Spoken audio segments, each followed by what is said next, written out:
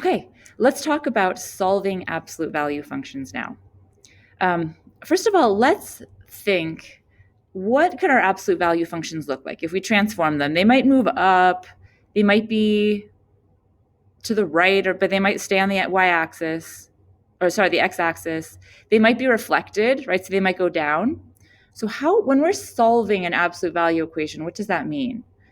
Well, if we're setting it equal to some number, we have a line going across for some y equals 2, say. If y equaled 2 for this equation, how many solutions are we going to find? Well, the absolute value function would equal to there and equal to there. Right? What if we asked, when does y equal 3? Well, we might in that case, we'd have just one solution, right? Y equals 3 just at that one point. And what if we said, what values, where does this function equal 5? Well, nowhere, right? This function doesn't equal 5 anywhere. So when we're solving these equations, sometimes we're going to get 2 solutions, sometimes we're going to get 1, and sometimes we're going to get 0. Okay, those are the 3 options for how many solutions we're going to expect from absolute value functions. Okay, so what is the method? So given an absolute value equation, to solve it, the first thing we need to do is isolate the absolute value term. Okay, then we break it into 2 equations. Okay, if the absolute value of A, there's some expression in here, equals B, we write A equals B, or A equals negative B. So it looks like one problem, but really we have to solve 2. And then we solve for x just algebraically like we normally would. So let's do some examples. What if we want to find, for this function, f of x is the absolute value of 4x plus 1 minus 7.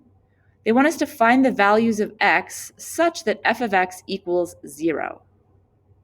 Okay, let's get to work on this. Let's see, that makes it more straight. Okay, so here's our problem. We want to know where that function is equal to 0. So I'm going to set this whole expression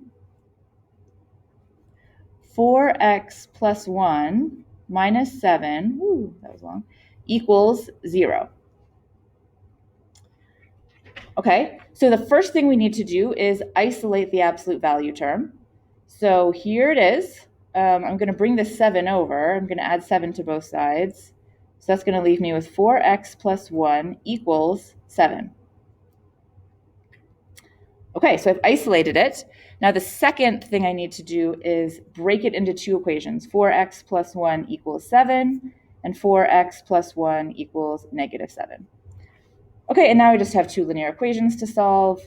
I'll subtract 1 from over here, divide by 4, and I get that x equals 3/2. And let's see, I'll subtract 1 to get negative 8, divide by 4, and I get x equals negative 2. So my 2 solutions in this case are x equals 3/2 and x equals negative 2.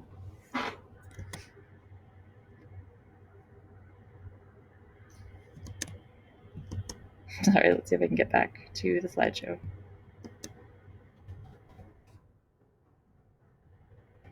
Why is it not going back? Oh, let's do it this way. Okay. And there we go. This is the graph of the equation, absolute value of 4x plus 1 minus 7. And we can see that it's been shifted down by 7. This is one of those tricky cases where you have to factor out the 4, right? If we were going to think about how this was transformed, this would have to be 4 times x plus 1/4. So it's been shifted to the left by 1/4. And then there would be a vertical compression of 1/4, okay, because there'd be a factor of 4 right there. Sorry, horizontal compression, a horizontal stretch of 4. Okay, and we can see these 2 values, negative 2 and 3/2, which is what we got, are the places that that function equals 0, right, where f of x equals 0, where it crosses the x-axis. Okay, let's try another one. So here, they just tell us to solve, we have an expression equal to 1. Okay, so let's go back. All right. get a new piece of paper and find that question. Okay, so let's solve this.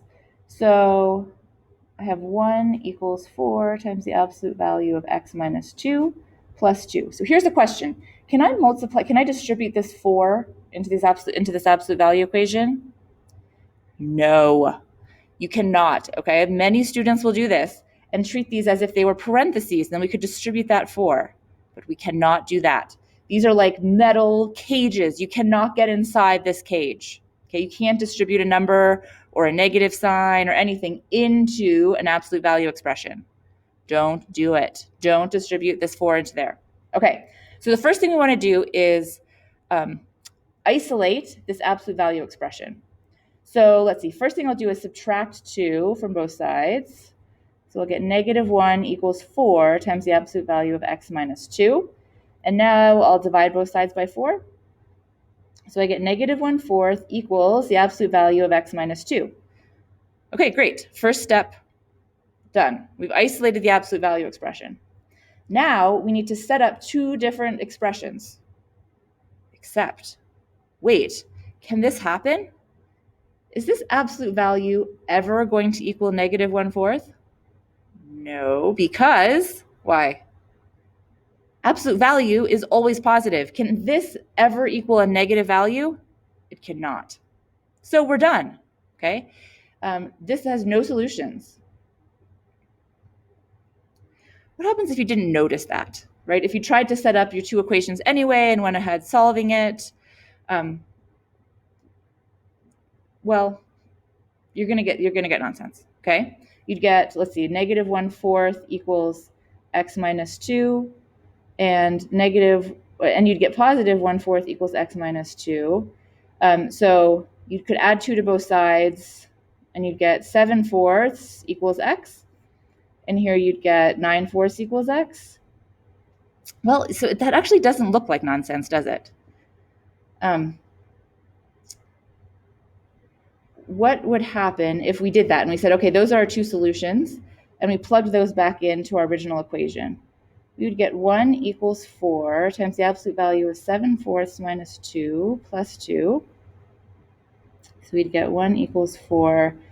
7/4 minus 2 is negative 1/4 plus 2. So we get 1 equals 4 times 1/4.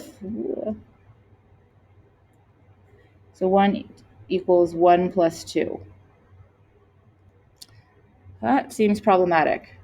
We don't have to be too good at math to realize that that's not going to work. Okay, what if we just plugged in this 9/4? So we'd get 1 equals 4 times 9/4 minus 2 plus 2.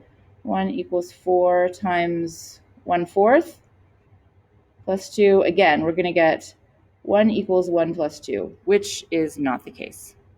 Okay, so this is a good reason that maybe checking your work, plugging your values back into your equation is a good idea, because in case you missed that this can't happen, that there's no solutions, okay, checking your work is going to give you some alarming results that might hopefully set off some red flags and help you realize, oh, back here, this doesn't have any solutions, okay?